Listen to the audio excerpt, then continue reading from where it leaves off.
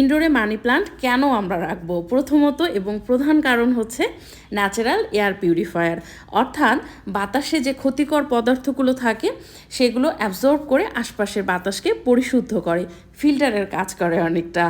দ্বিতীয়ত লো মেনটেনেন্স, খুব কম যত্নে ভালো থাকে। তৃতীয়ত লো লাইট একটা প্লান্ট, এ কারণে ইনডোর প্লান্ট হিসেবে ভীষণ জনপ্রিয়। এবং সেই সাথে সবথেকে সুন্দর ইনডোর প্লান্টের মধ্যে একটা। ইনডোরে কোন জায়গায় আমাদের রাখা উচিত? সরাসরি যদি সহজভাবে বলি, আপনি যেই জায়গায় থাকতে অস্বস্তি ফিল করছেন না সেখানে আপনার মানি প্লান্টও থাকতে পারবে। আর যদি খুব ভালো গ্রোথ চান তাহলে ভালো সানলাইট আসে এমন জানালার পাশে রাখতে পারেন, অথবা সকালের মিষ্টি রোদ আসে এমন জানালার পাশে রাখতে পারেন। তবে আপনার যদি এই অপশনগুলো না থাকে, মন খারাপ করার কিছু নেই, আপনি কিন্তু যে কোনো জায়গায় আপনার মানি প্লান্ট রাখতে পারেন। টবের ক্ষেত্রে সবসময়ই গাছের চাইতে 2 ইঞ্চি বড় টব সিলেক্ট করবেন। শুরুতেই বড় টবে দিবেন না গাছটা, কারণ ও রুট বাউন্ড হওয়া পছন্দ করে। যখন রুট বাউন্ড হয় তখনই অ্যাকচুয়াল গ্রোথ স্টার্ট হয়। তাই গাছের চাইতে 2 বা 3 ইঞ্চি বড় টবে দিবেন। যখন সেটা ফিল হয়ে যাবে তখন আরও বড় টবে শিফট করবেন। টবের মাটি পুরোপুরি শুকালে পানি দেবেন, বাট যখনই পানি দেবেন টব ভর্তি করে পানি দেবেন। এবং গাছকে স্ট্রং করতে, আরও বুশি করতে হলে এরকম একটা মস স্টিক বা কোকোপল ব্যবহার করবেন। যখন গাছে পানি দেবেন এই মস স্টিক বা কোকোপল যেটা ব্যবহার করেছেন সেটাও ভিজিয়ে দেবেন। এতে করে এরিয়াল রুটগুলো সেটাকে আঁকড়ে ধরবে এবং আরও স্ট্রং হবে গাছ। মানি প্লান্ট ঝুরঝুরে মাটি পছন্দ করে।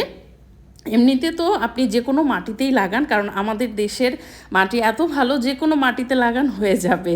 তবে টবের ক্ষেত্রে আমরা একটু চেষ্টা করব অন্যরকমভাবে মাটি করার, যাতে গাছটা ভালো থাকে। আমরা নিয়ে নেব গার্ডেন সয়েল। যতটা গার্ডেন সয়েল নিচ্ছি ততটাই আমরা কম্পোস্ট নেব। যেহেতু পাতা জাতীয় গাছ, যতটা কম্পোস্ট নিচ্ছি তার অর্ধেকের অর্ধেক নেব আমরা কোকোপিট। যতটা কোকোপিট নিচ্ছি তার অর্ধেক নেব আমরা বালু, নদীর বালু।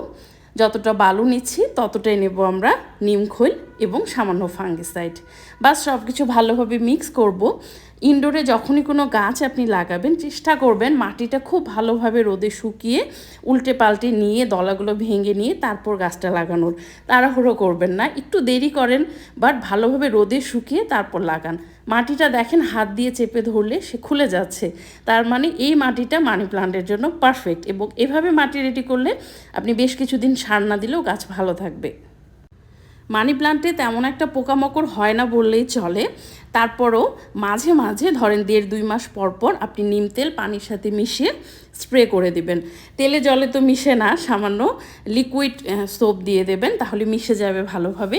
এতে করে গাছটা ভালোও থাকবে, হেলদিও থাকবে এবং পোকামাকড় থেকে দূরে থাকবে। আরেকটা প্রবলেম হয় মানি প্লান্টের, এটা খুবই রেয়ার হয়, দেখবেন যে মাঝে মাঝে পাতাগুলোতে কালো কালো ছোপ ছোপ দাগ পড়ে যায়। হ্যাঁ, কেমন এটা যদি বেশি হয় আর কি পরিমাণে, 2-1টা পাতাতে হলে তেমন কোনো প্রবলেম নেই, বাট যদি বেশি হয়ে যায় তাহলে মনে করতে হবে যে মাটিতে বা শিকড়ে ফাঙ্গাসের অ্যাটাক হয়েছে। তখন আমরা কি করব? ফাঙ্গিসাইড স্প্রে করব। এটা আপনি 1-2 বার করলেই দেখবেন ঠিক হয়ে যাচ্ছে। 1 লিটার পানিতে ফাঙ্গিসাইড মেশাবো আমরা 1 চামচের মতো, মিশিয়ে ভালোভাবে ঝাঁকিয়ে নিয়ে পুরোটা গাছে স্প্রে করে দেব। পুরোটা না, মানে পুরো গাছে স্প্রে করে দেব এবং কিছুটা টবের মাটিতে দিয়ে দেব।